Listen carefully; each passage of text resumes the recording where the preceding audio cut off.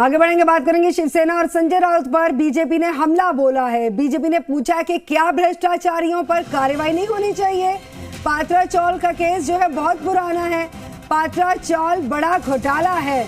ये बीजेपी ने कहा कि गरीबों का पैसा लूटा गया। संजय राउत के खास प्रवीण राउत घोटाले में शामिल हैं। संजय राउत की पत्नी को पैसे दिए गए। 901 करोड़ में जमीन बेची गई। खरबपतियों को जमीनें बेची गई हैं। 100 करोड़ रुपए प्रवीण राउत के पास हैं। बीजेपी ने कहा कि क्या जांच नहीं होनी चाहिए, क्या कार्रवाई नहीं होनी चाहिए। गरीबों का ये पैसा था जो लूटा गया है अरबपतियों के द्वारा।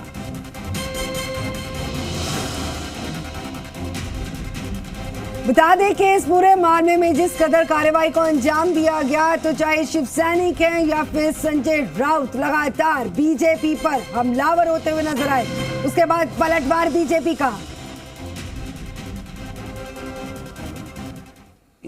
जो सवाल भारतीय जनता पार्टी पूछ रही है और आम जनता भी पूछ रही है कि क्या जो लोग भ्रष्टाचारी है, जिन लोगों ने हजारों करोड़ रुपए का गबन किया है और जिन लोगों के कारण गरीबों की गाढ़ी कमाई मारी गई है, should they be let scot free?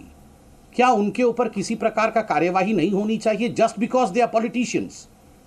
क्योंकि वो बड़े राजनेता हैं, क्योंकि वो मेंबर ऑफ पार्लियामेंट हैं, क्योंकि किसी विशेष परिवार से वो हैं या परिवार से जुड़ाव उनका है, तो क्या उनके ऊपर कोई कार्यवाही नहीं होनी चाहिए?